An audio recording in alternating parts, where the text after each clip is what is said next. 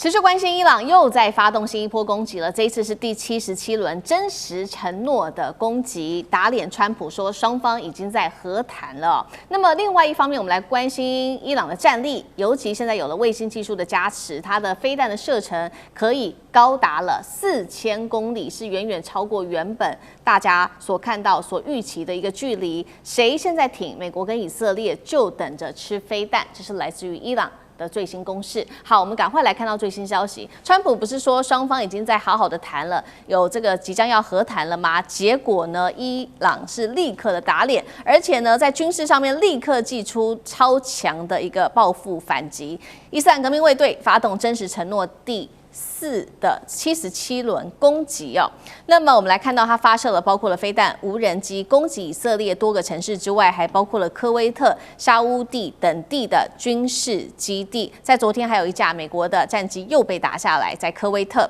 另外呢，伊朗更是呛瞎会无情的拆穿川普的心理战。我们来看到川普不是说了吗？这5天之内他都不会进行攻击，轰炸伊朗的能源设施，要暂时停止攻击吗？结果美国跟以色列是立刻在军事上又对伊朗的能源设施2处又发动攻击，这说话出尔反尔吗？接下来我们看到伊朗又立刻在攻击进行了第78轮的攻击，并且伊朗为了不要让这个掌握权放在美国的手中，他也提出了6项的停战条件。我们来看到，包括了要求美国关闭中东的美军基地，结束所有地区战争的战线还包括美以保证对伊朗不能够再发动战争了。节目一开始要特别请教大使怎么看美国跟伊朗到底现在谁比较急着来做和谈、来做谈判？大使怎么看？当然是川普比较急着，因为油价一涨起来的话，那伊朗就怎么讲？伊朗就站在胜利面了，全世界都不会去找伊朗谈判，全世界都要把钱送到伊朗那边。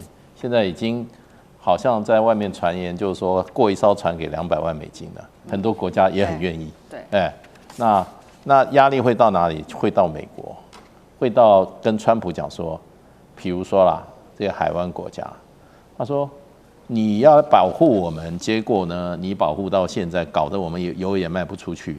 现在伊朗过去也没攻击我们，我们跟他关系还在改善当中。现在伊朗跑来打我们，对，是你惹的。他打不到你打我们，那现在请你不要再闹了，好不好？你不要再去攻击他这个攻击这个了。你被以色列你被内塔尼亚胡耍了啦。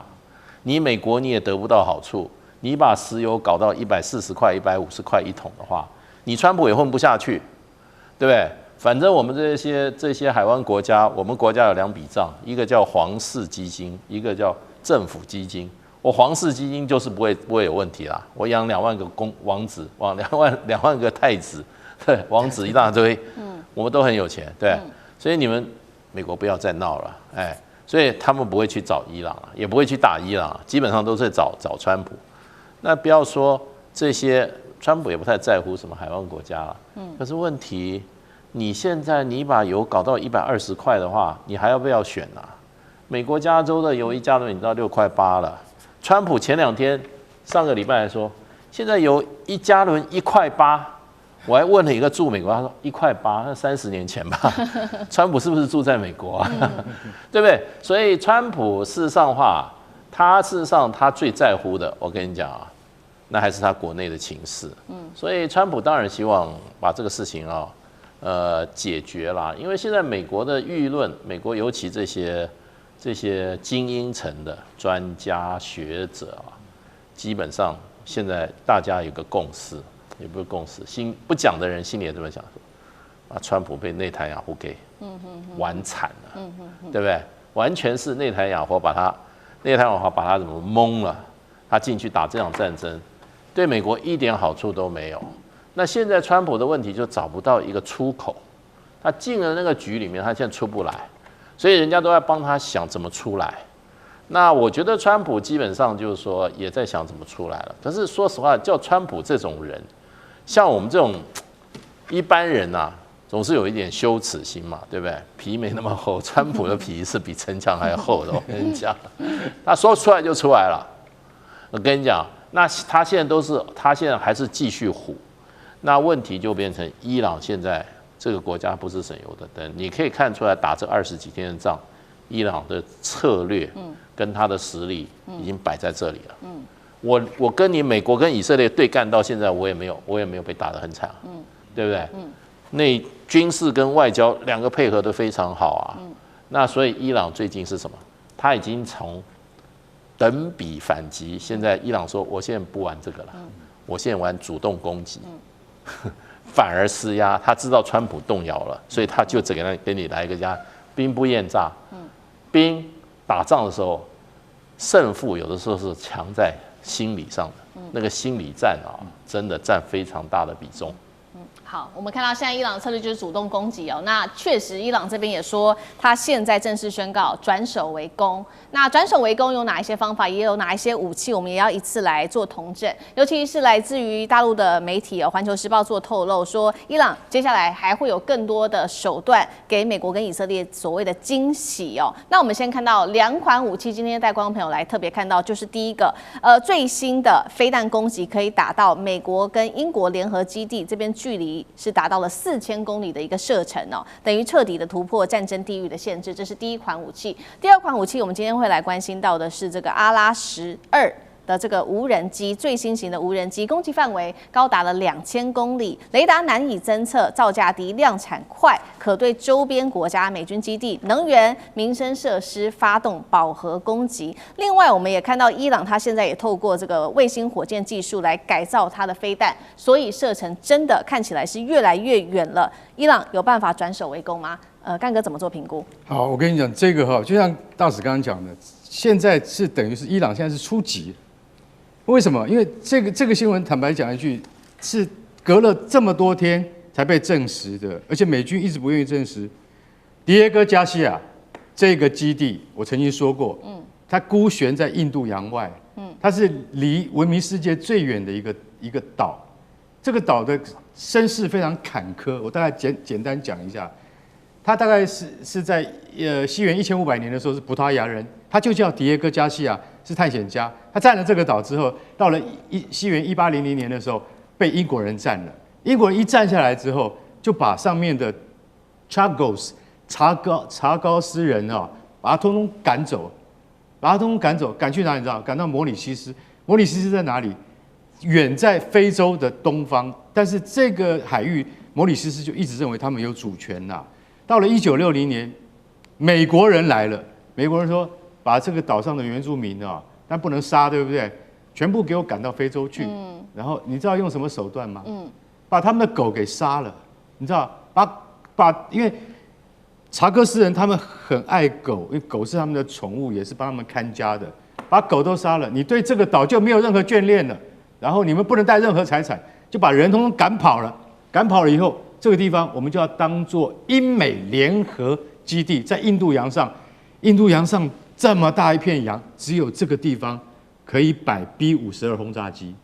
这个岛的由来就是这样，从1960年代一直到现在。那这个岛在20号的清晨，竟然被伊朗发射了2枚飞弹，虽然没有击中，可是美军已经吓出一身冷汗了。其中1枚偏离目标，另外1枚被美军在附近的驱逐舰的标准3型飞弹拦截下来。是什么飞弹啊？吓死人！它叫苏马飞弹。可是美国的资料里面，它也没有射程。你知道直线距离从伊朗打到这边来多久？多远？3800公里，你哪里打得到？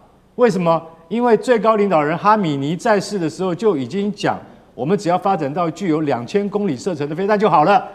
结果他现在死了，伊朗马上具有4000公里射程的飞弹，不然你怎么打得到？因为神盾系统不会骗人，他一看这个一看就知道，这个没有人能够打到这边来，从方向判断就知道，从伊朗境内发射的，打得到我们岛上了。我们这个岛是从来没有人能够打的，代表什么？代表伊朗的技术已经进步了。有2种揣测，一种就是他们直接从发射卫星的火箭改过来的，但是这样改过来的飞弹精准度很差。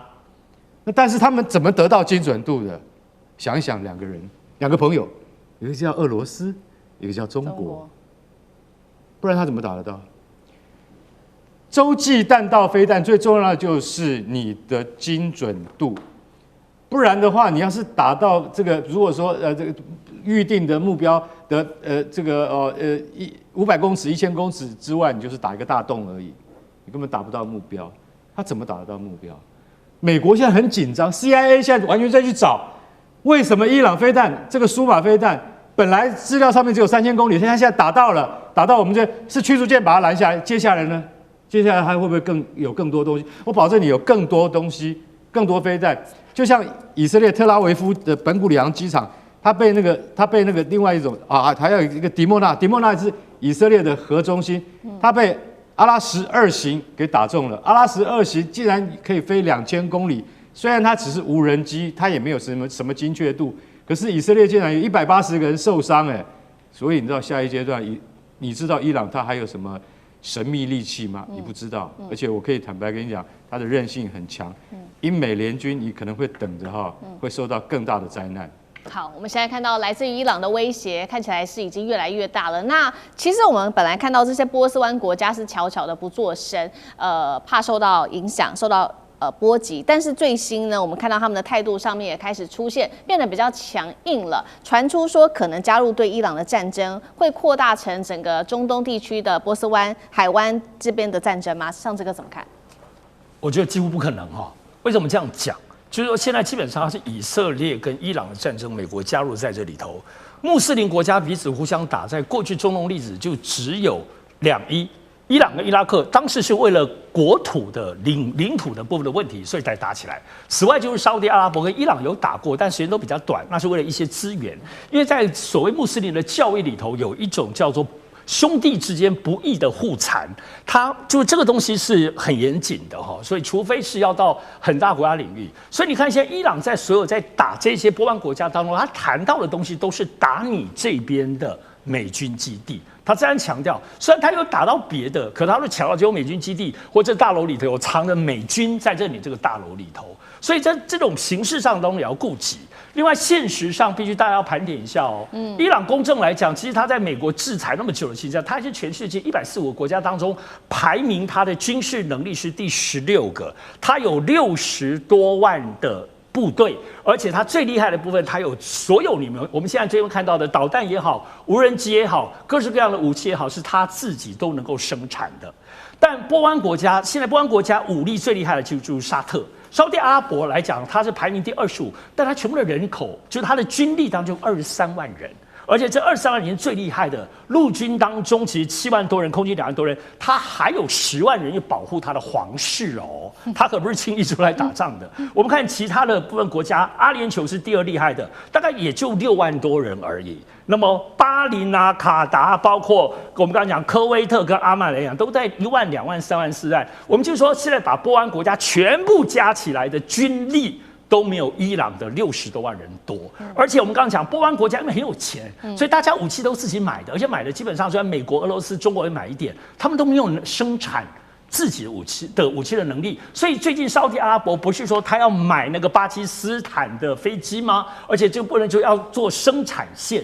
这其实是沙特阿拉伯算是第一次引入自己要来做生产，因为感觉起来好像是确实有点不安了，因为太有钱就买，所以你怎么跟伊朗比？伊朗现在都在生产，所以为什么大家放狠话？所以你兄弟之邦，你还打我，打成这样的地步，还打我的这些石油设施之类的，太过不去了。我无论在外交当中也要放点狠话，但就军力当中互比，真的波湾国家经济全部加起来，坦白讲也没有伊朗多，所以波湾国家现在的表态是说，他们要加入这场战争，是要加入跟美国在一起。那这个东西的拿捏也都是在暗示上当中拿捏。你说真正的开战吗？我觉得其实大家不会想不开的。好，谢谢尚志哥。那我们休息一下，马上回来。地缘政治、美中之争、战略价值、强权崛起、小国生存。